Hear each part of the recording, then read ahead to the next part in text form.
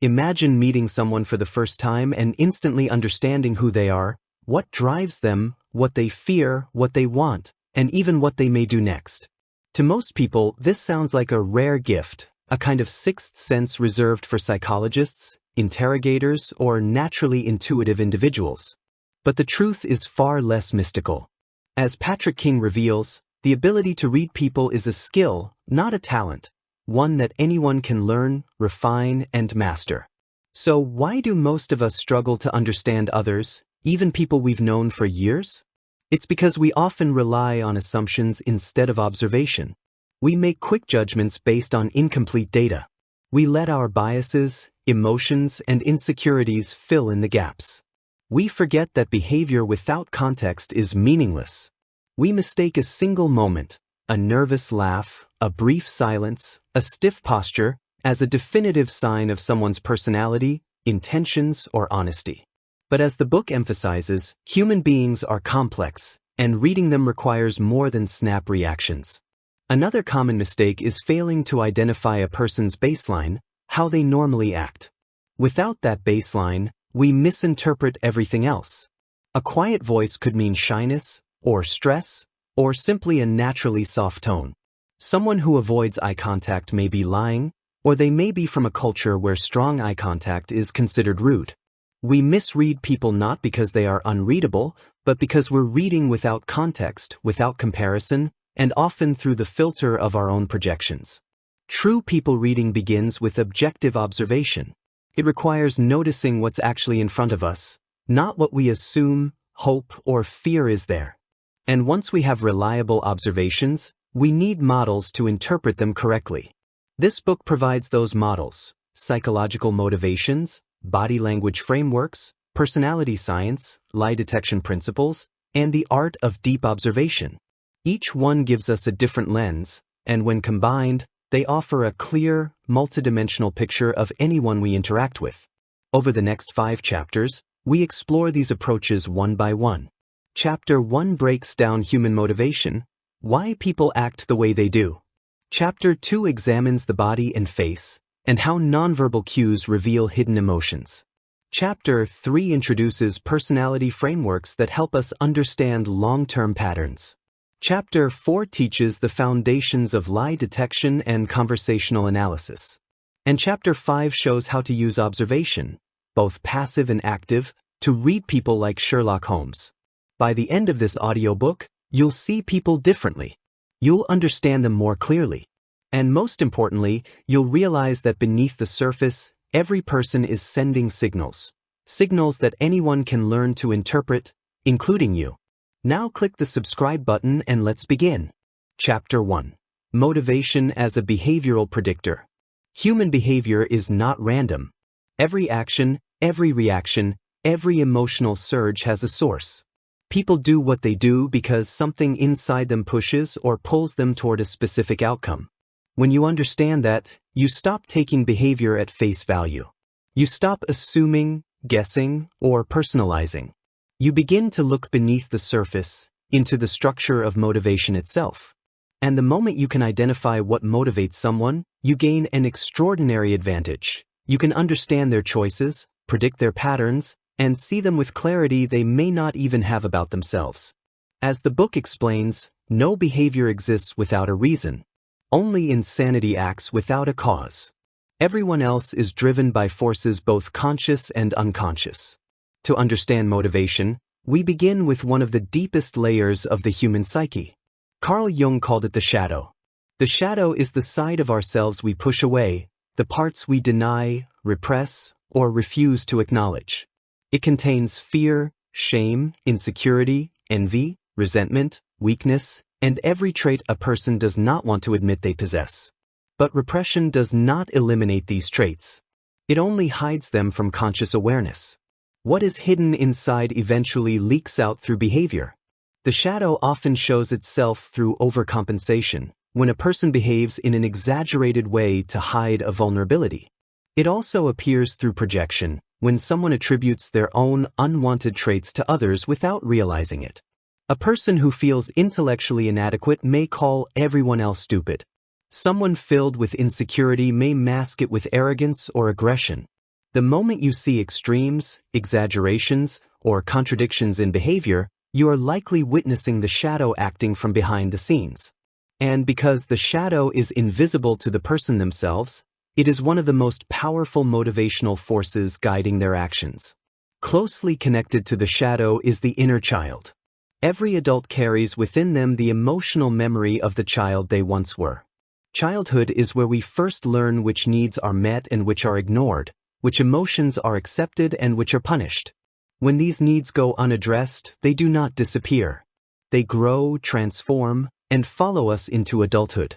Many emotional reactions that seem irrational in the present moment are actually the inner child resurfacing. A person who shuts down during conflict may be protecting themselves the same way they learned to avoid punishment long ago. Someone who becomes overly defensive may be responding to a childhood fear of criticism. A tantrum in an adult body is still a tantrum, even if it uses adult language. The book emphasizes that when someone reacts with disproportionate intensity, a nerve linked to early experiences has been touched. Recognizing the inner child allows you to interpret emotional behavior not as immaturity but as an echo of unmet needs that continue to shape the present. Another universal motivator is the pleasure principle, introduced by Freud and explored in the book. At its core, human beings seek pleasure and avoid pain. This is not always logical, and it is rarely rational. What drives behavior is not the actual level of pleasure or pain involved, but the person's perception of it. The mind prioritizes what feels good now and what avoids discomfort now, even if the long-term consequences are harmful.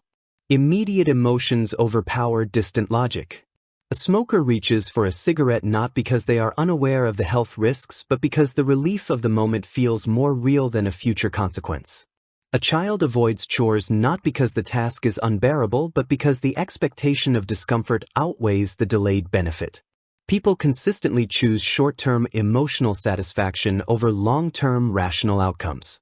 When you observe someone's actions, ask what pleasure they believe they are gaining or what pain they believe they are avoiding. The answer will reveal far more than the behavior itself. To understand motivation on a broader scale, Maslow's hierarchy of needs offers a valuable framework. Human behavior shifts depending on the level of need a person is currently trying to fulfill. At the base are physiological needs such as food, rest, and safety. If someone lacks security or stability, their choices revolve around survival. During this phase, higher aspirations do not influence behavior. Once safety is achieved, the next motivator becomes belonging. People seek connection, acceptance, community, and a sense of being part of something.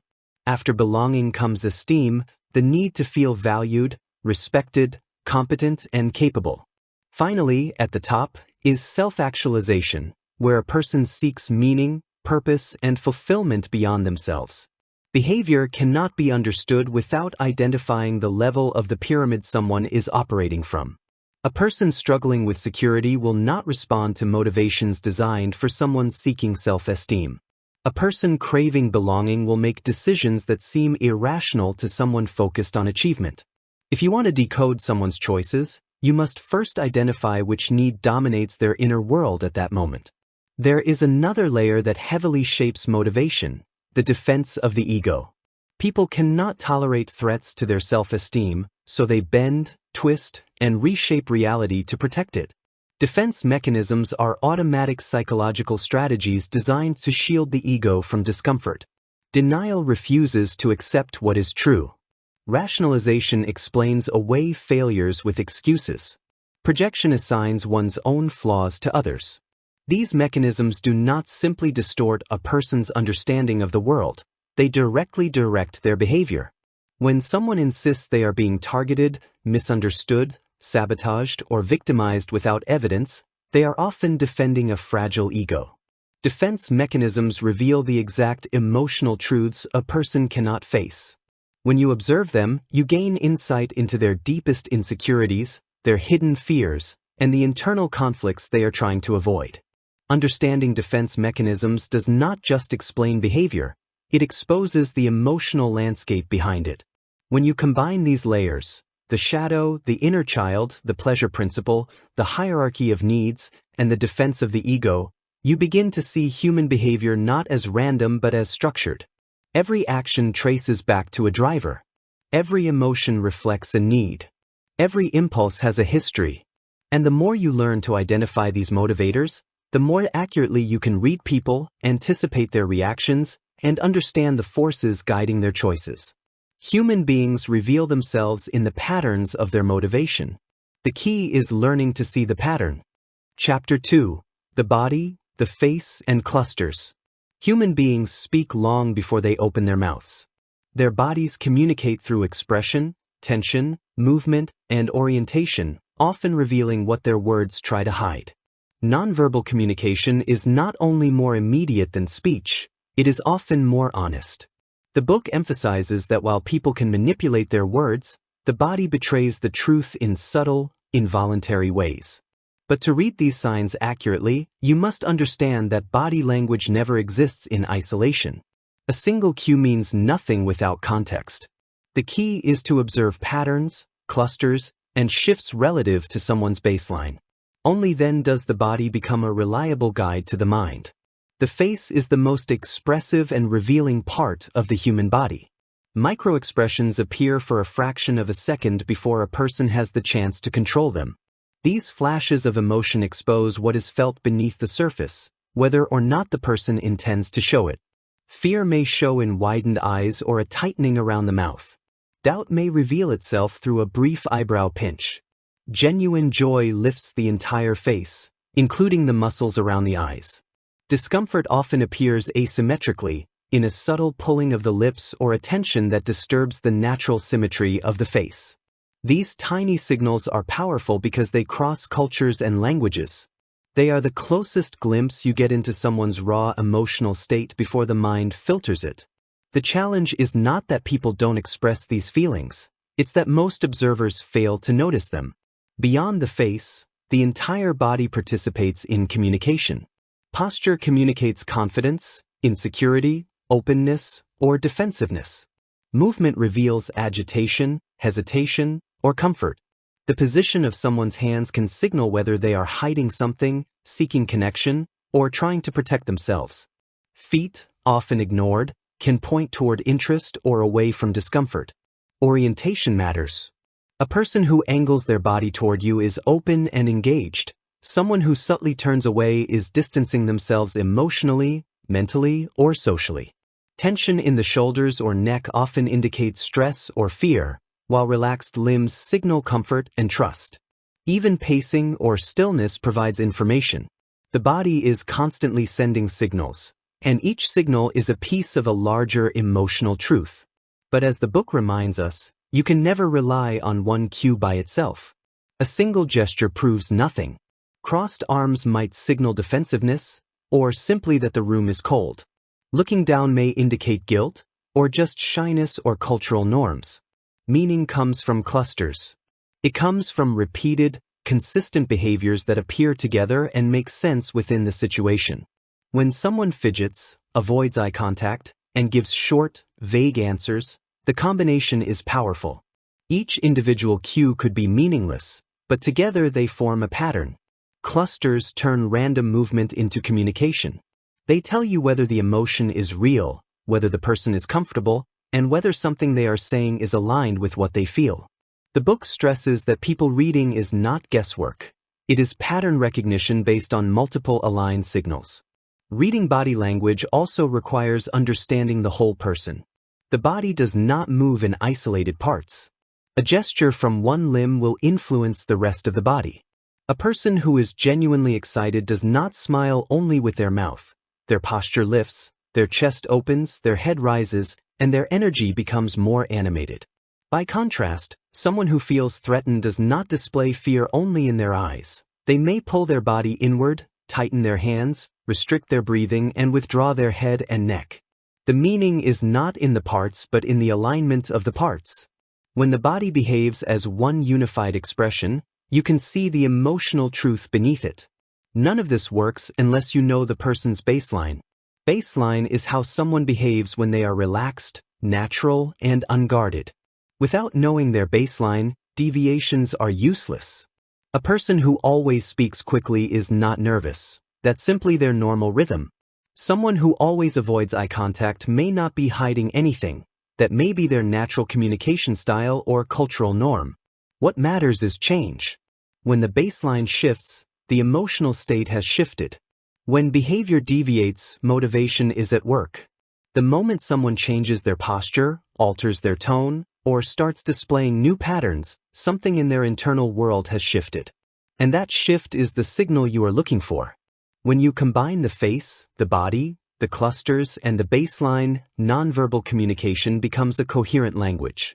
It reveals comfort or discomfort, interest or hesitation, truth or concealment.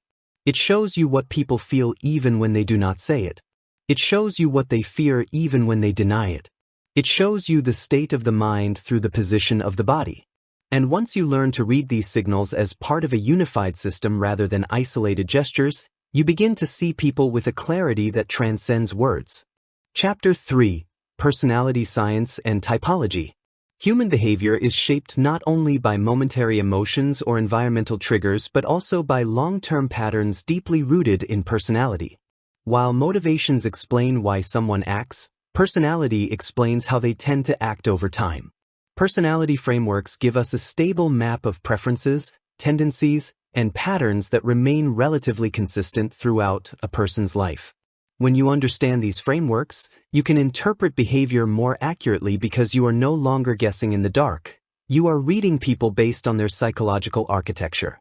The book emphasizes that personality science helps you step beyond single observations and into the realm of long-term predictability.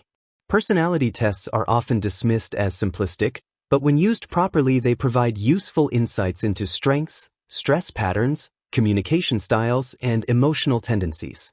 A personality model does not tell you everything about a person, but it reveals how they process the world, how they respond to others, and what behavioral patterns they are most likely to repeat. These tests are not meant to judge but to illuminate. They help you understand why some people thrive on routine while others resist structure, why some seek harmony while others seek efficiency, why some are energized by people while others need solitude to recover. When you observe behavior through the lens of personality, the patterns begin to make sense. One of the most widely researched and respected models is the Big Five personality framework.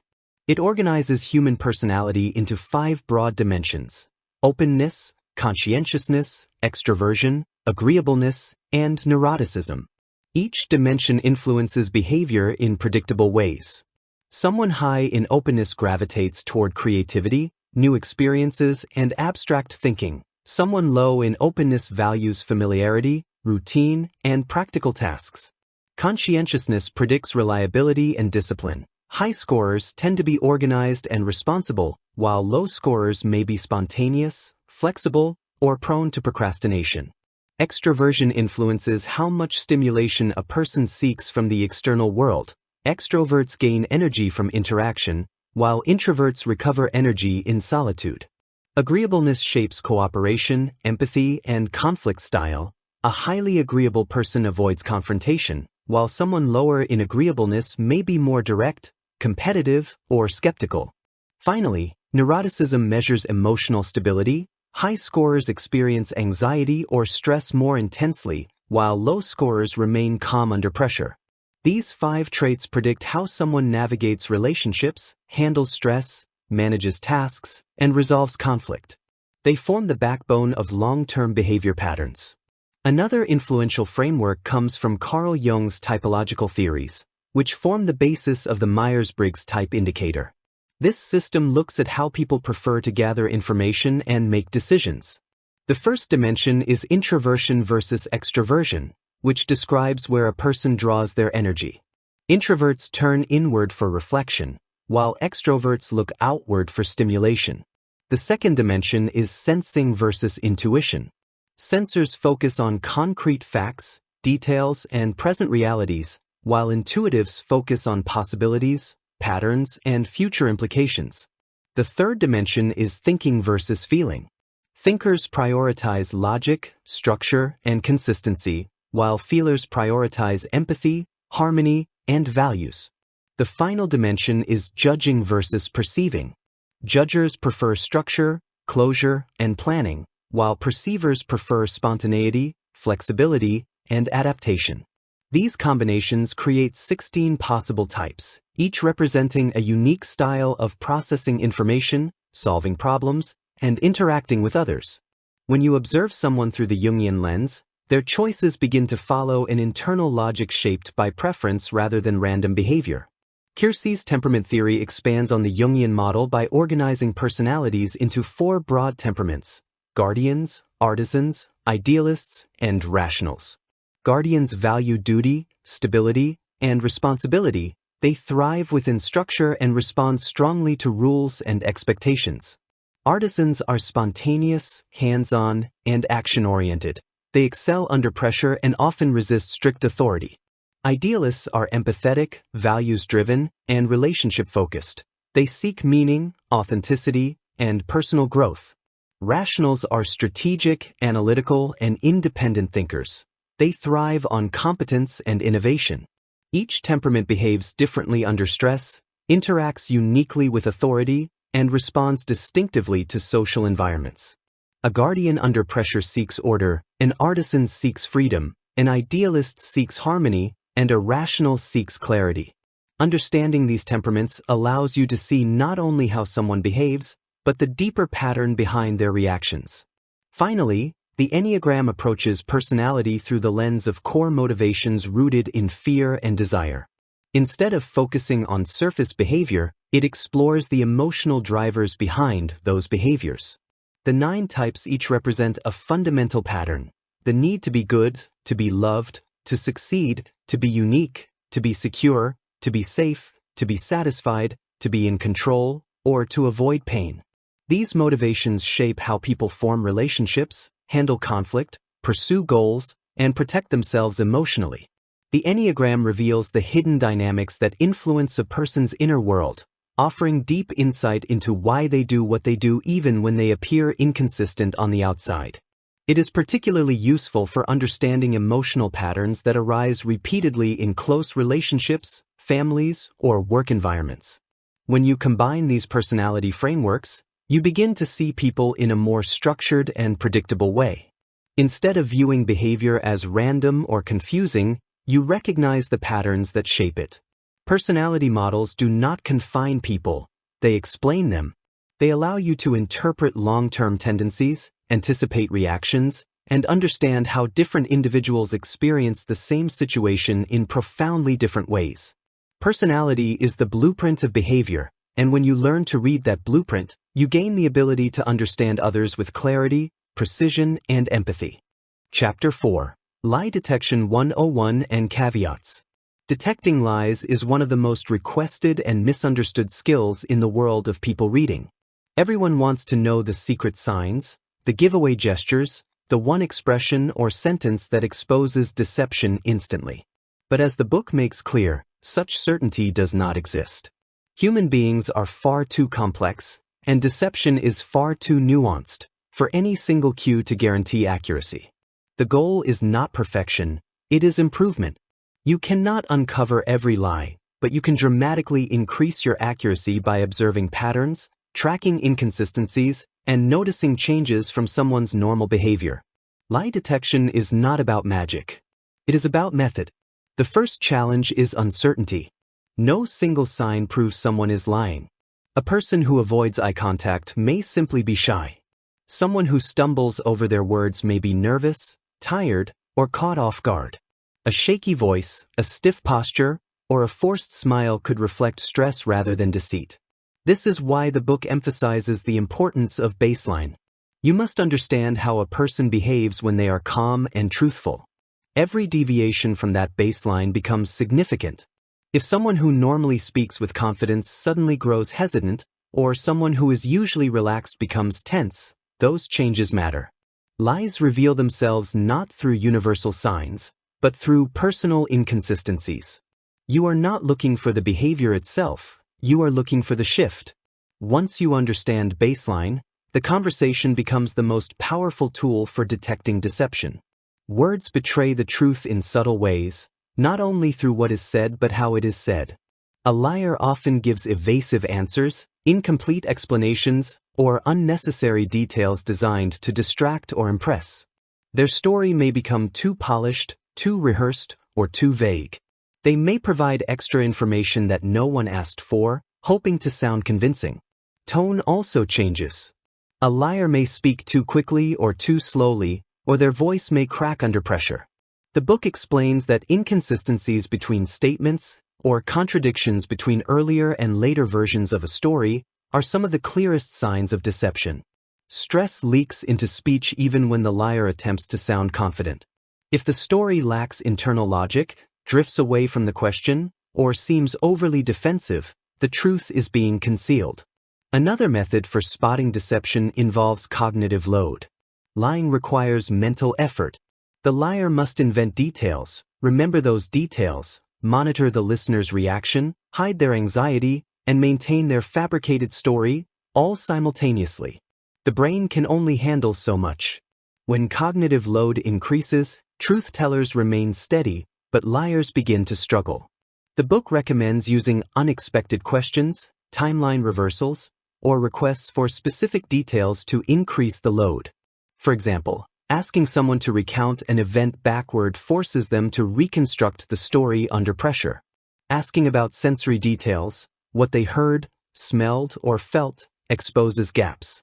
Even simple questions that shift direction can reveal strain. A liar's performance cracks when the story must adapt quickly. Their pauses lengthen, their answers thin out, or they become irritated or confused. Truth is stable. Lies wobble under weight. A similar concept is the element of surprise. When people lie, they rehearse certain parts of the story in advance. They prepare the beginning, the middle, and the outcome. But they rarely prepare for the unexpected question that falls outside their script. Surprise interrupts their mental plan, forcing them to react without preparation. Their body may reveal a flash of fear, their voice may tremble, or their words may falter. The surprise breaks the illusion of control. A truthful person has no need for a script, so unexpected questions rarely destabilize them. But the liar must improvise, and improvisation exposes deception. The element of surprise is not about tricking someone. It is about observing how they handle moments that cannot be rehearsed. Beyond these techniques, the book offers general principles for detecting deception through patterns of behavior. Delayed responses can signal that someone is fabricating an answer rather than recalling it. Emotional mismatch is another strong indicator.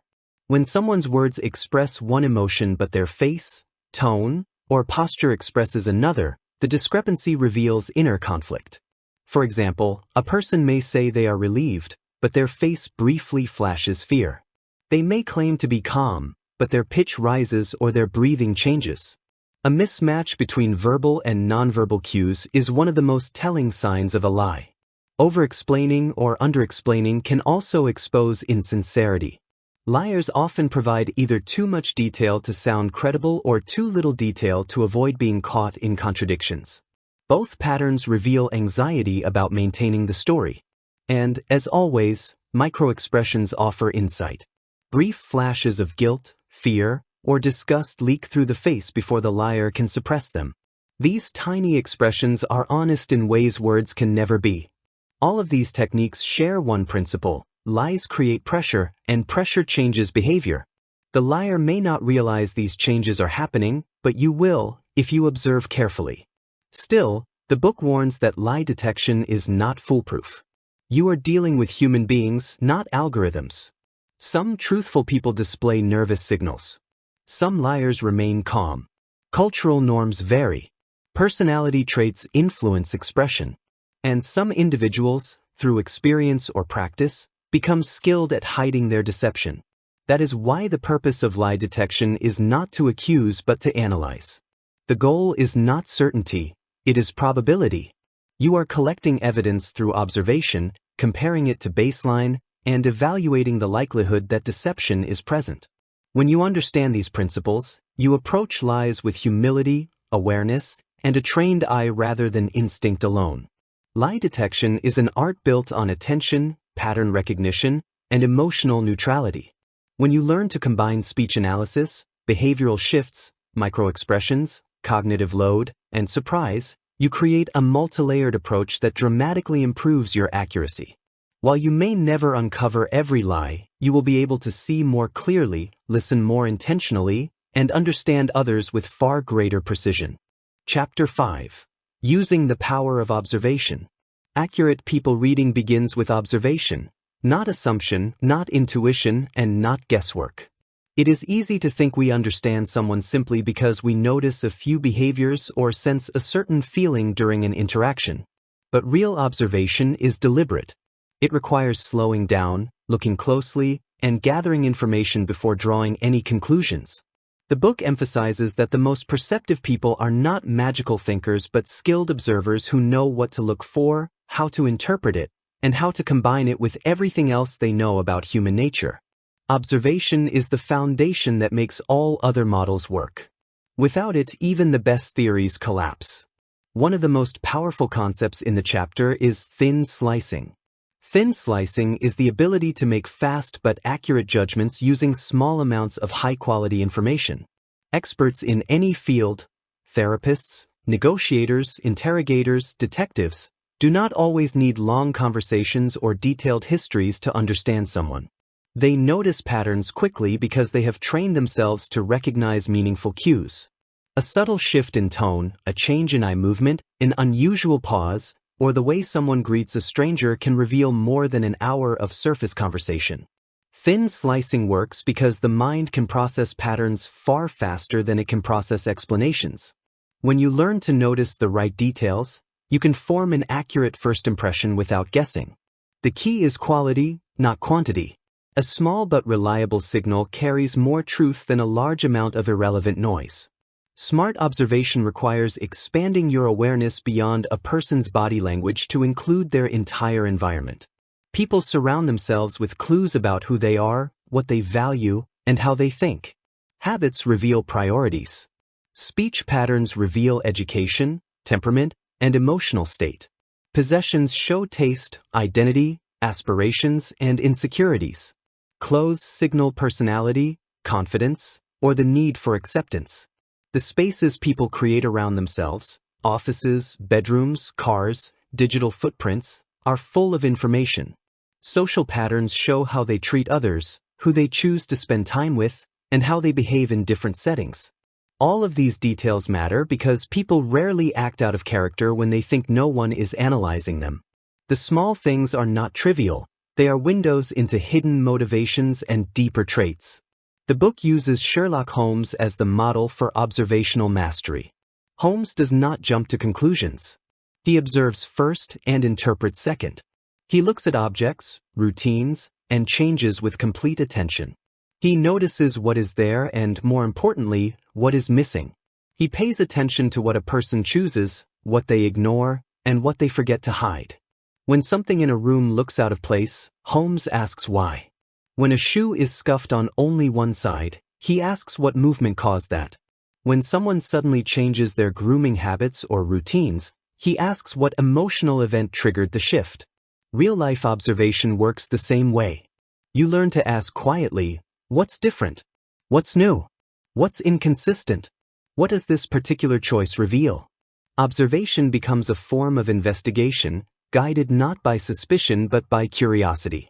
Beyond observation of behavior and environment, the book stresses the importance of asking better questions.